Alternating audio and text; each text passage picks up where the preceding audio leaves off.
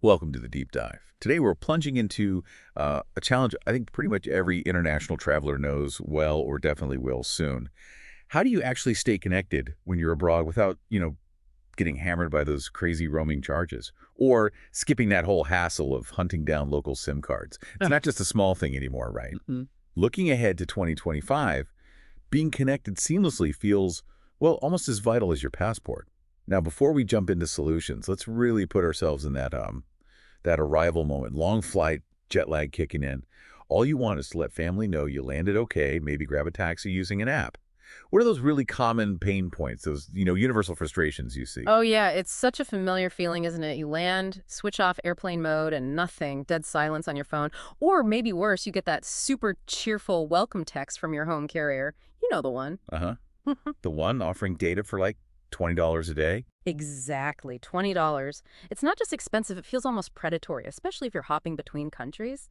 That adds up so fast. I remember landing in Istanbul once, totally wiped, just thinking, okay, where is the shop selling SIM cards? It's stressful. Totally.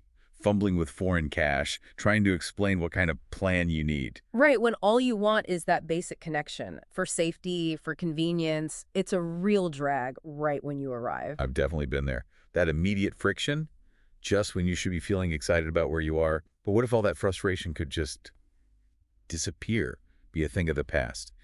And this is where I think the innovation of eSIMs comes in, specifically a service we've been looking into, eSIMo.io.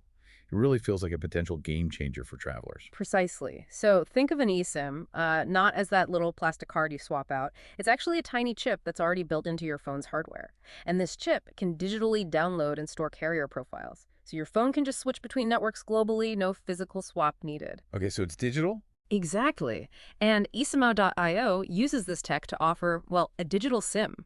You can activate it really fast, like in seconds, whether through your phone settings menu or they have their own app.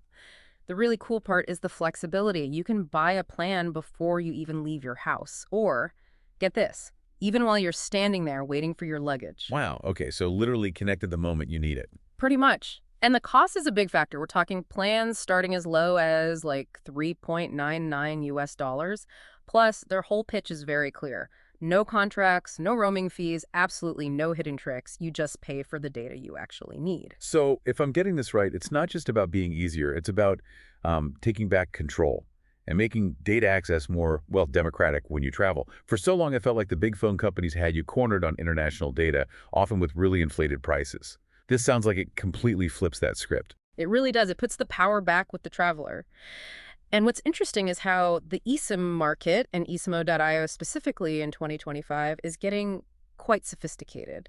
For example, they've really focused on offering city-based eSIMs now. So if you're just going to Paris or Bangkok or New York or Tokyo, Ah, okay. you can pick a plan specifically tailored for that city. It's interesting. I guess those city plans must have some specific advantages compared to, say, a broader regional one, maybe better local rates Mm-hmm. or network speed. You've hit on a really key point there. With city-specific plans, yeah, you often get a hyperlocal rate. That usually means better pricing.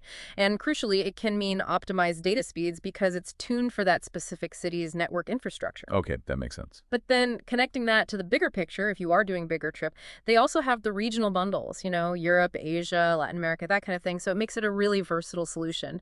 Good for a quick weekend trip or a multi-month backpacking thing, or even for digital nomads hopping countries all the time. This brings up a broader point about the whole eSIM ecosystem. eSIMo.io sounds like a great example, but what are some general pros or maybe even cons across the eSIM market that people should know about?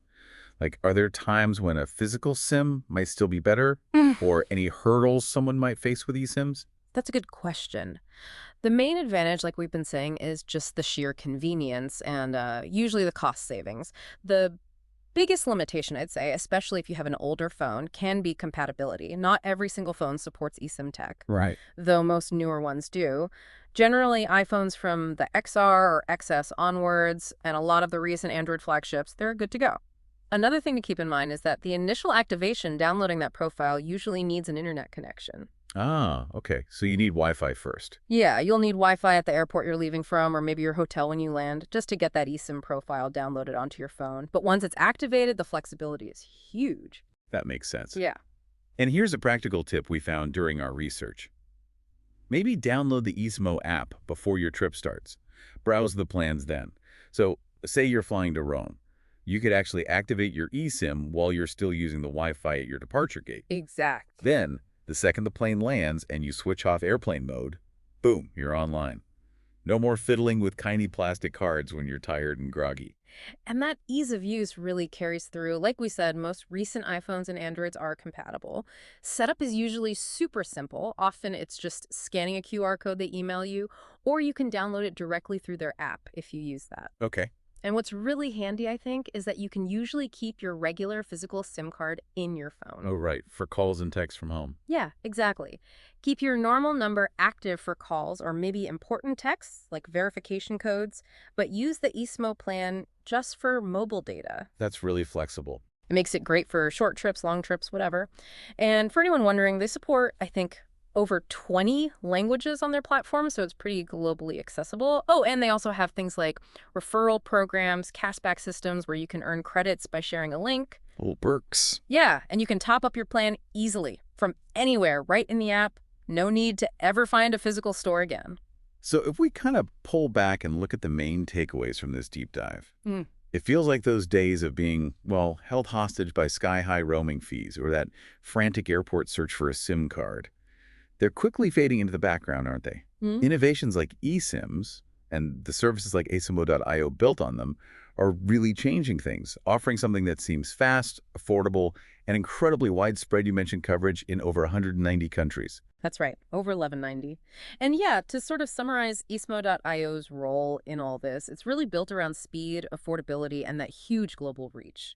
The practical upsides are clear. Simple setup, QR code, or app download. That key flexibility of keeping your home SIM for calls while using the eSIM for data. It truly is a versatile tool now, catering to pretty much any kind of international travel you can think of. So as you start thinking about your next trip, maybe your next adventure abroad, here's something to maybe chew on. How might this increasing ease, this affordability of staying connected globally, thanks to things like eSIMs, how might that actually change the way you plan and experience travel? What does it mean for maybe being more spontaneous, deciding last minute to check out a nearby city, or for just being fully present where you are instead of low-key stressing about finding Wi-Fi or racking up data charges? What new kinds of adventures does truly seamless, stress-free connectivity unlock? It's definitely worth considering the value of that for your future travels.